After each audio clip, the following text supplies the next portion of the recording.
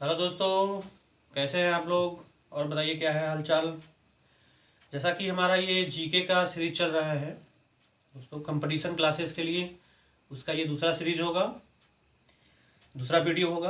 कुछ interesting fact के साथ आज हम आपके सामने आए हैं।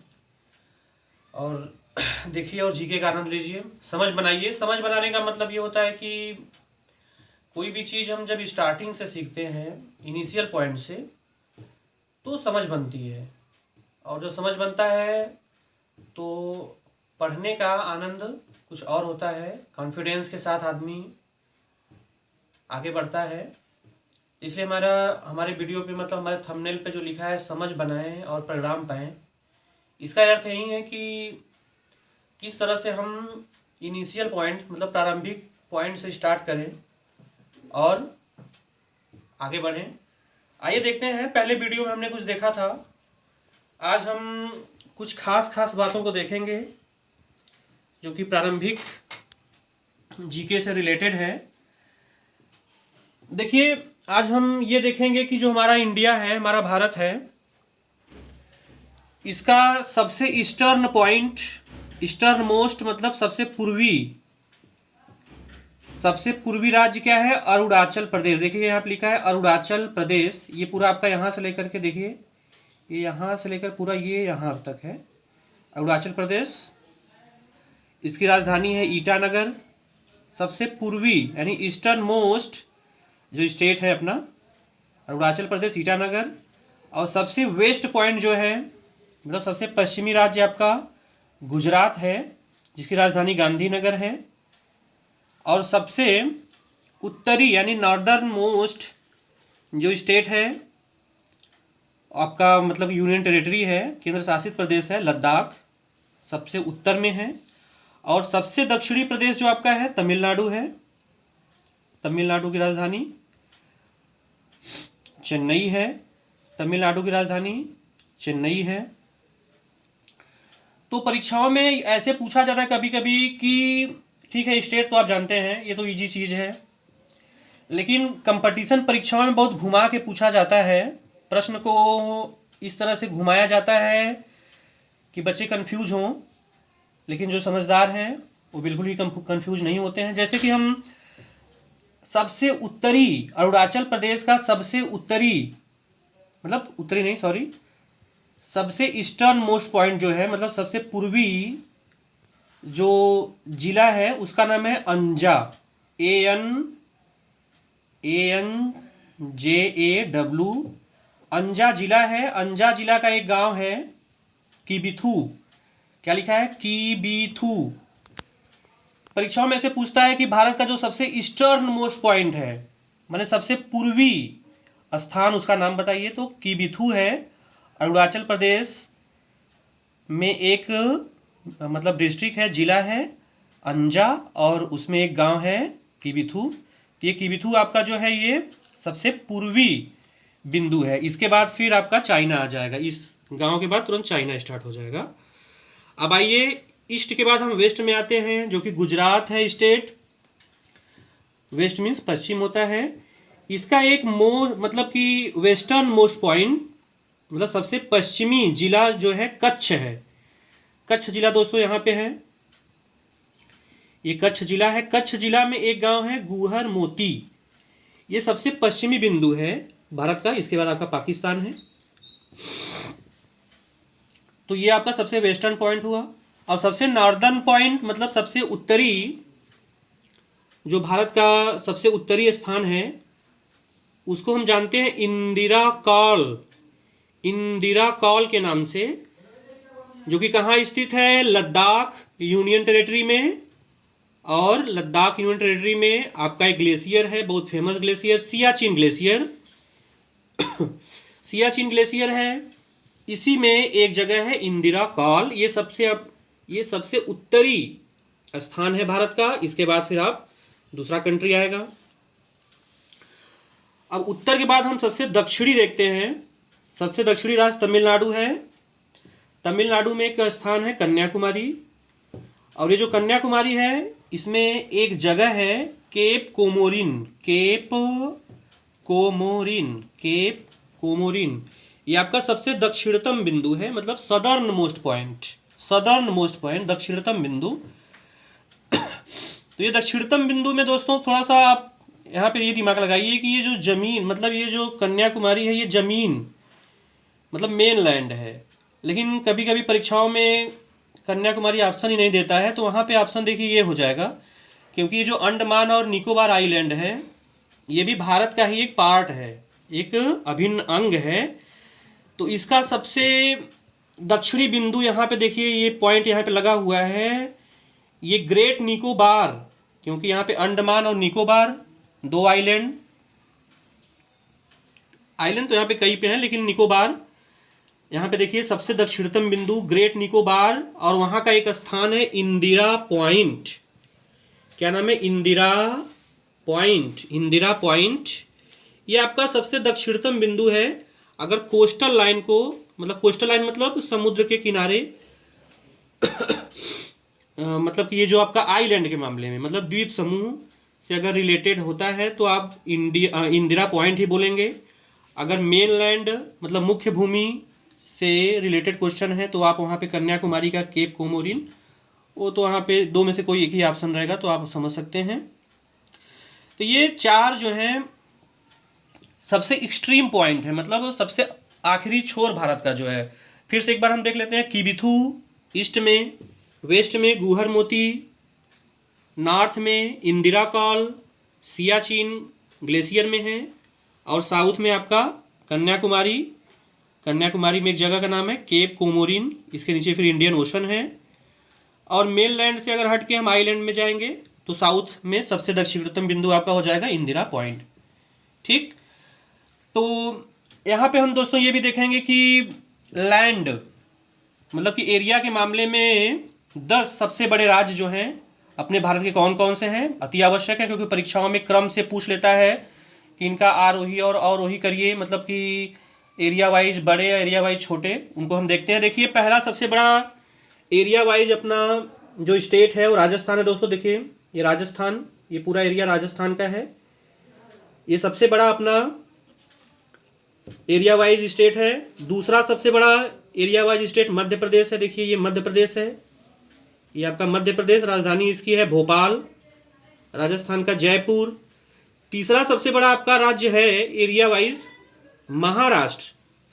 महाराष्ट्र की राजधानी दोस्तों मुंबई है, ये तीसरा सबसे बड़ा एरिया वाइज आपका स्टेट है। और चौथा अपना उत्तर प्रदेश। देखिए उत्तर प्रदेश जो है चौथा सबसे बड़ा स्टेट है भारत का। और पांचवें नंबर पे आपका आ जाता है गुजरात। पांचवा हो गया गुजरात, जिसकी राजधानी है गांधीनगर। उत्तर प्रदेश का तो लखनऊ राजधानी है। छठवें स्थान पर आ जाएगा कर्नाटक। कर्नाटक जिसकी राजधानी बेंगलुरु है। सातवें पे आपका आ जाएगा आंध्र प्रदेश। आठवें पे उड़ीसा।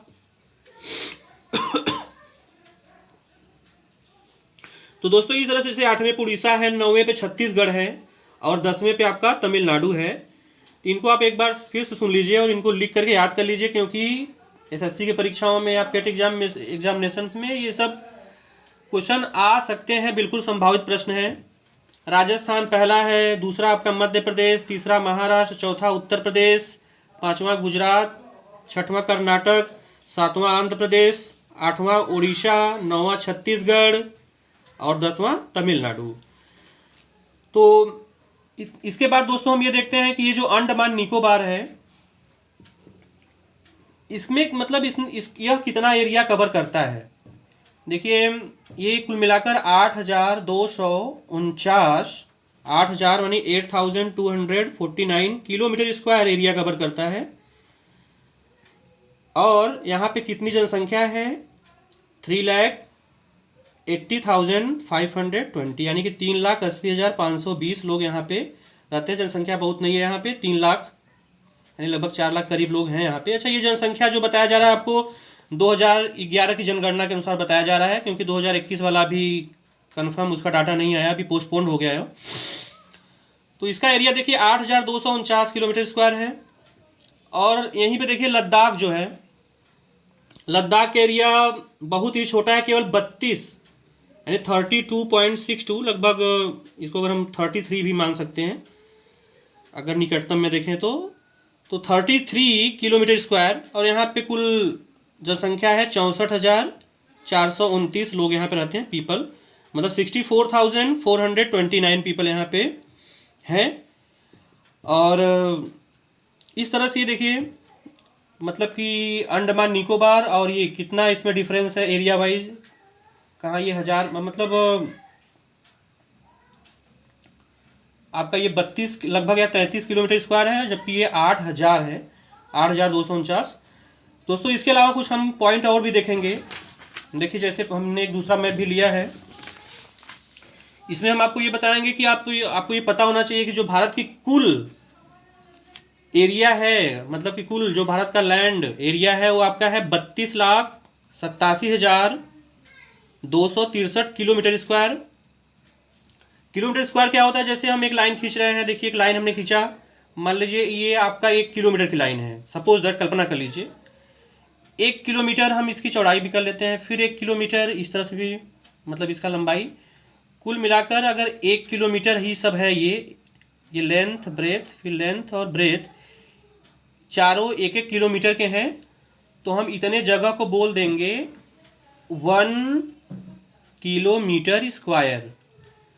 तो किलोमीटर स्क्वायर का मतलब ये होता है कि लंबाई और चौड़ाई कुल मिलाकर, जैसे यहाँ पे लिखा है 32 लाख, यानी कि जो लंबाई होगी और चौड़ाई होगी उनका मल्टीप्लाई गुणा करने पर इतना आना चाहिए।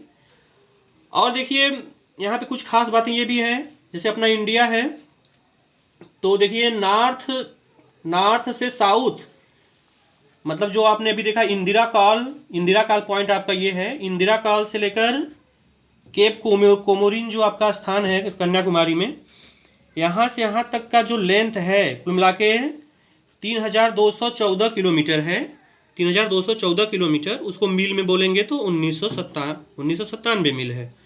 तो आपका ये इंदिरा कॉल से लेकर कन्याकुमारी तक, मतलब उत्तर से लेकर दक्षिण तक की लंबाई है ये हो गया। और देखिए इसमें क्या है कि पूरब से पश्चिम तक की लंबाई क्या है, मतलब पूरब सबसे पूर्वी बिंदु क्या था आपका, अभी आपको पीछे आपने देखा किबिथू, और सबसे पश्चिमी बिंदु क्या था, गुहार मोती। तो ये मतलब गुहार मोती और किबिथू का ये जो डिस्टेंस है, दूरी है, कुल मिला के 2,933 किलोमीटर है, 2,933 kilometre from east to west, जिसको अगर आप मील में बोलेंगे तो 1,822 मील हो जाएगा। इसका भी स्क्रीनशॉट वगैरह लेते रहिएगा दोस्तों, वीडियो रोक करके बार बार देखिए, ये सब बहुत इनिशियल पॉइंट है, प्रारंभिक बिंदु आपको सब मालूम होना चाहिए। जीके सीखने का मतलब प्रारंभिक बिंदु से जब आप सीखेंगे तो समझ बनेगी। और देखिए इसके अलावा ये जो इंडिया का बॉर्डर लेंथ है, बॉर्डर लेंथ मतलब जैसे आप, ये मेन लैंड है जहाँ पे समुद्री एरिया नहीं है, देखिए यहाँ से गुजरात से स्टार्ट हो जाता है, तो ये मेन लैंड जैसे आपका ये जा रहा है, देखिए यहाँ से लद्दाख से होते हुए ये आपका मेन लैंड आ रहा है, ये आपका अरुणाचल प्रदेश से होते हुए यहाँ तक, तो मेन लैंड है, मतलब यहाँ समुद्री बॉर्डर नहीं है। तो इसकी कुल लंबाई 15,200 किलोमीटर है, मतलब मेन लैंड जो बॉर्डर है, मतलब मुख्य भूमि जो है, उसकी लंबाई कुल मिलाकर 15,200 किलोमीटर है। लेकिन अगर हम कोस्टल लाइन की जो लेंथ अगर देखें, जैसे गुजरात से स्टार्ट है, कोस्टल लाइन मतलब जो इंडिया का ऐसा बॉर्डर जो समुद्र से सटा हो, तो देखिए कोस्टल लाइन वाला बॉर्डर आपका कुल मिलाकर कितना है, पूरा ये यहाँ तक आएगा आपका। तो ये आपका टोटल कुल मिला के कितना है दोस्तों, 7,516.61 किलोमीटर, 7,516 लगभग बोल सकते हैं, और थोड़ा सा उसमें और भी, मतलब कि इसको 600 मीटर बोल सकते हैं, 7,516 किलोमीटर और 600 मीटर। तो इसमें ये भी शामिल है आपका, जैसे 7,516 किलोमीटर जो कोस्टल एरिया की लंबाई है, तो उसमें आपका ये अंडमान निकोबार और लक्षद्वीप, इन सब का भी जो लेंथ है लाइन का, मतलब जो बाउंड्री है वो भी शामिल है। अगर हम लक्षद्वीप और अंडमान निकोबार के जो लेंथ की लंबाई है उसको हटा दें, तो कोस्टल लाइन का जो कोस्टल लाइन मतलब गुजरात से लेकर आपका उड़ीसा तक जो भी कोस्टल लाइन की लंबाई होगी, वो 6100 किलोमीटर होगी। कितनी होगी? 6100 किलोमीटर। ये आपका गुजरात से लेकर उड़ीसा तक। कोस्टल लाइन मीन्स आप जानते हैं कि जो ऐसा बॉर्डर भारत का जो समुद्र से सटा हो। तो ये है। और अगर हम अंडमान निकोबार और लक्षद्वीप का देखें तो इसमें दोस्तों इसकी कुल जो लेंथ है इसकी मतलब बॉर्डर की वो है 1416.6 किलोमीटर, मतलब 1416 किलोमीटर और 600 मीटर। तो ये आपका है। और इंडिया का आपने टोटल जो है इंडिया का स्क्वायर मतलब कि एरिया उसको आपने देखा। मेनलैंड का देखा, मेनलैंड जो बॉर्डर है वो कितना लंबा है। नॉर्थ टू साउथ आपने देखा, ईस्ट टू वेस्ट देखा। इसको वीडियो रोक करके दोस्तों एक बार इसका स्क्रीनशॉट लीजिए और इसको याद करिए, क्योंकि ये फैक्ट हैं, बिल्कुल फैक्ट। ये फैक्ट ज़्यादा पूछे जाते हैं परीक्षाओं में, जैसे जो परीक्षाएं आजकल कंपटीशन की होती हैं तो फैक्ट ज़्यादा पूछे जाते हैं। दोस्तों आज तक के लिए इतना ही, मिलते हैं नेक्स्ट वीडियो में। और अगर आपको अच्छी हमारी बातें समझ में आई हो, कुछ एक आध दो मतलब जो भी ना समझ में आए तो कमेंट बॉक्स में लिखिए, उसको हम फिर से आपको बताएंगे। अगर वीडियो अच्छा लगा हो तो ज़रूर से ज़रूर सब्सक्राइब कर लीजिए, ताकि जैसे ही वीडियो बनाएं आपके यहाँ मैसेज पहुँच जाए। और वीडियो को लाइक कर दीजिए। आज तक के लिए इतना ही, धन्यवाद।